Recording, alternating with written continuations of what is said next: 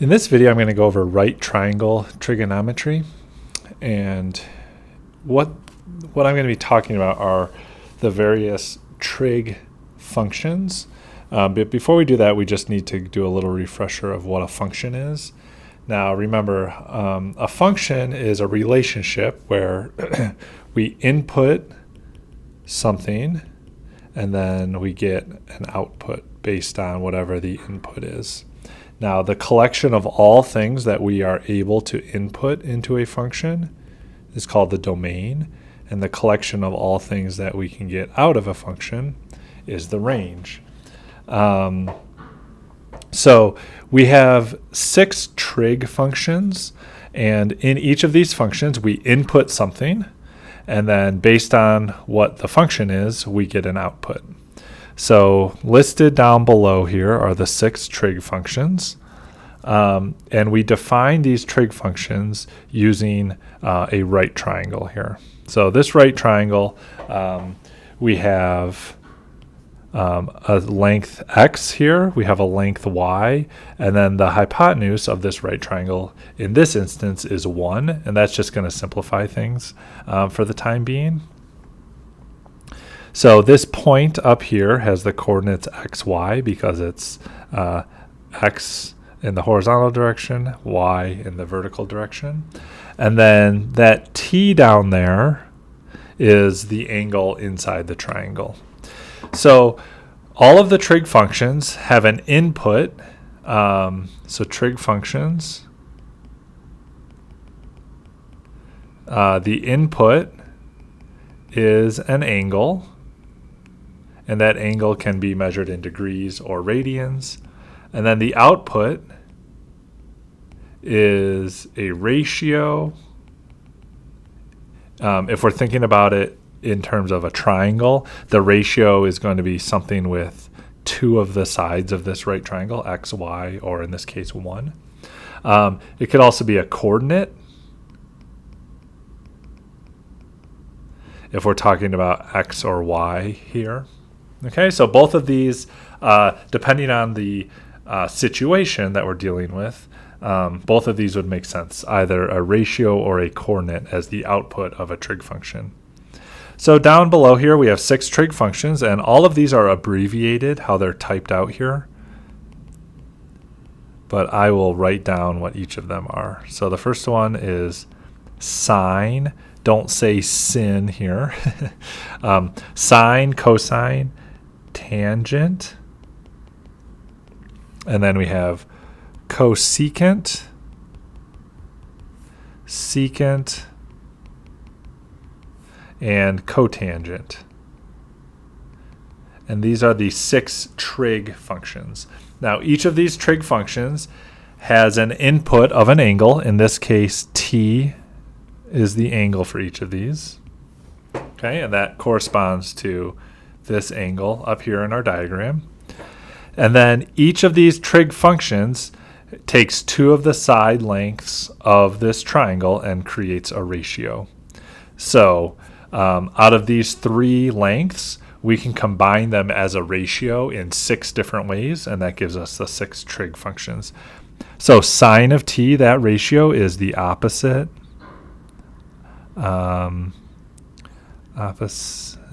over the hypotenuse. And if we're using that diagram above, angle t here, let me erase a couple things.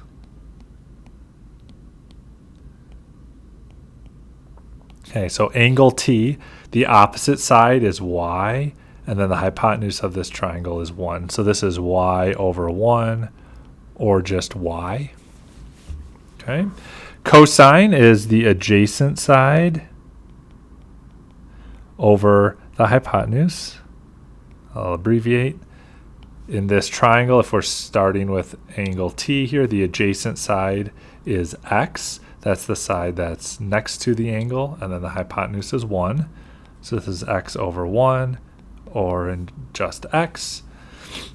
The tangent ratio is the opposite over adjacent.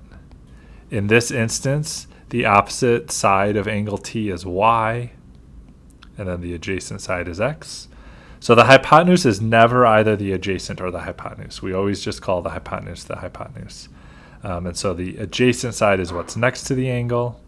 The opposite side is what is across from the angle. Okay? So in this particular diagram, y over x would be the tangent of angle t. And then for cosecant, cosecant is the reciprocal of sine. So it's hypotenuse over opposite, which is 1 over y. Secant is the reciprocal of cosine, so it's hypotenuse over the adjacent, or 1 over x. And then cotangent, that is the adjacent over the opposite. It's the reciprocal of tangent. In this case, x over y.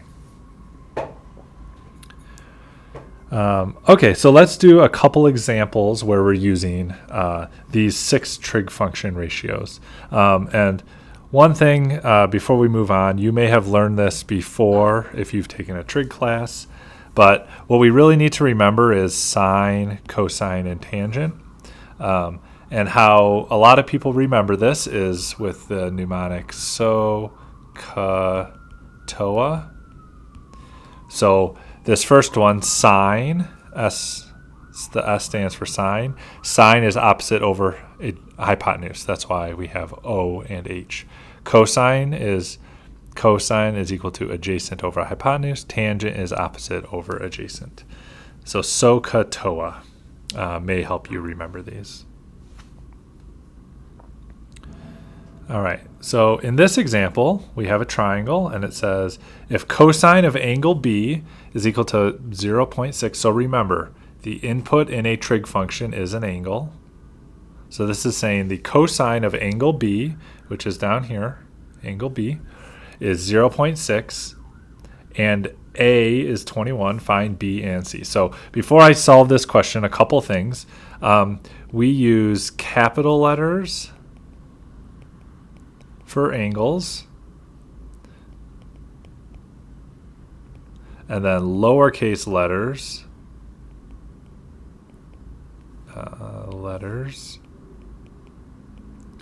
are sides. And how they correspond, the lowercase letter, so if I'm looking at angle A, the side opposite angle A is down here, and that gets the lowercase a. The side opposite angle B is here, and that's lowercase b, and then C is here. So that's where I know that the angles on the sides are. The same letter is always opposite of its angle, wherein the angles are capitalized and the sides are lowercase. Okay, so this says cosine of angle B is 0.6, and side A is 21. So I'm going to plot in a 21 here. And remember, cosine of an angle, in this case B, is always equal to the adjacent side over the hypotenuse. Okay? And we know that that is equal to 0.6. So the adjacent side over the hypotenuse is equal to 0.6. And if I'm looking at angle B here, the adjacent side, well, that's just side A. I know what that is. That's equal to 21. So I'm going to replace that with 21. And then the hypotenuse is side C, and I don't have that yet. So I can find C by solving this equation. 21 over C is equal to 0.6. Okay, if I multiply both sides by C and then divide by 0.6, so I get C is equal to 35 here.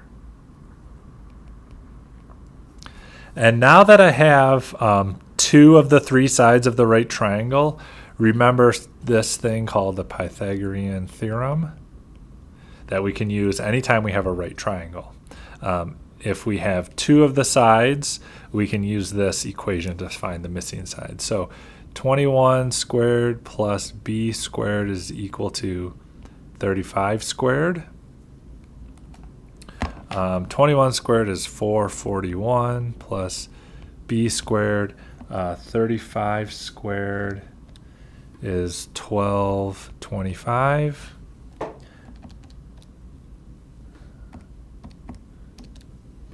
Okay, so b squared, when I subtract 441, I get 784, and then take the square root of both sides, I get b is equal to 28. Okay, so this is 28. So I've solved for the missing sides, b and c. One thing to remember about the Pythagorean theorem is that this is always the hypotenuse. So we always put the hypotenuse on its own side in the equation here, and then a and b are the sides that are not the hypotenuse. So always put the hypotenuse all by itself in the equation. Okay, we're going to look at two more examples in this video. Whoops, don't know why that's there.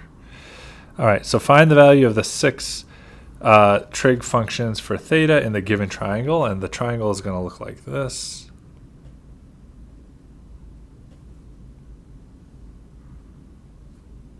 So right triangle, I'm going to put theta, let's see, up here, and then I have all the sides, 5, 12, and 13.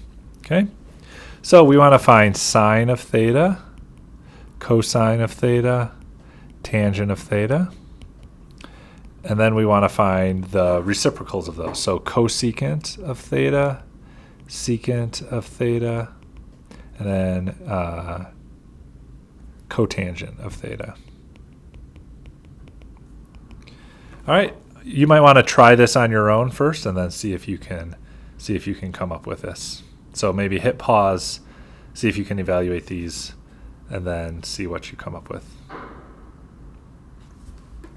All right, so going through this, sine of angle theta. Well, angle theta is over here. Sine is opposite over the hypotenuse. Cosine is the adjacent over the hypotenuse, and then tangent is opposite over adjacent. And then once we have these three, the reciprocals come to us pretty easily. We just need to remember which ones go together. Cosecant and sine are reciprocals, so 13 over 5. Secant is the reciprocal of cosine, that's 13 over 12, and then 12 over 5 is what we have here. All right. And then, on this example, this is actually what I did above. I didn't realize I had that in the notes typed out. So let's move on to this last example. Find the value of the 6 trig functions given this triangle.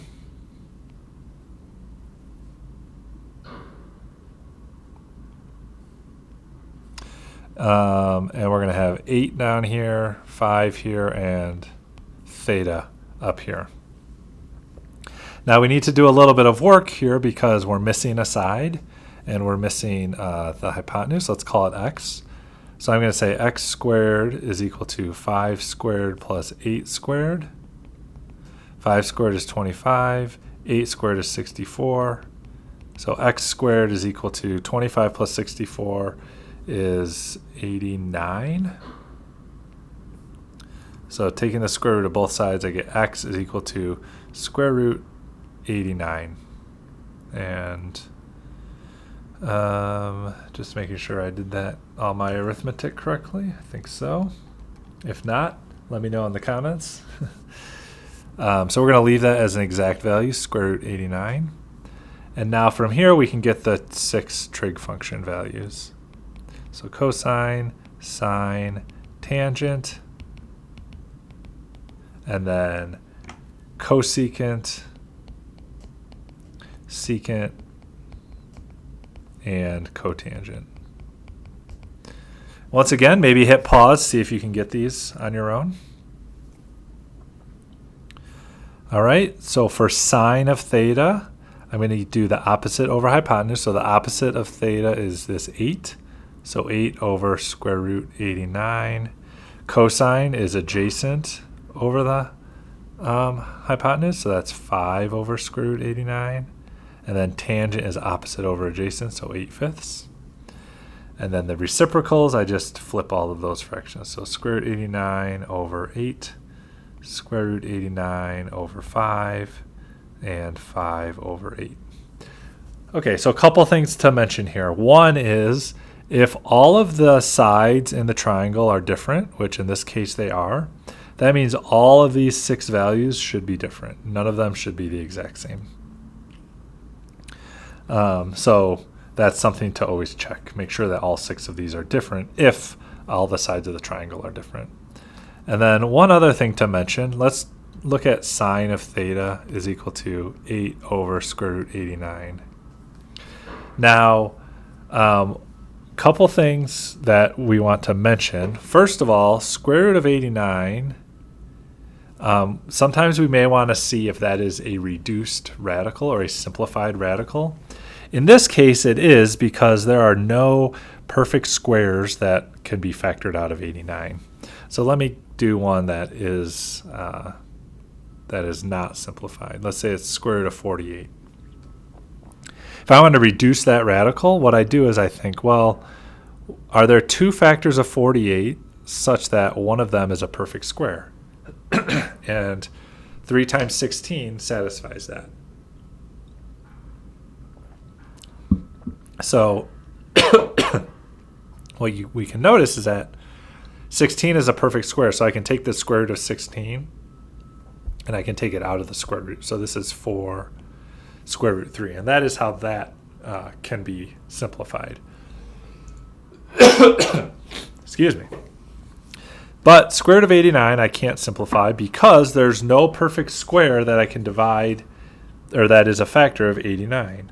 And in fact, I think 89 might be a prime number. Yeah,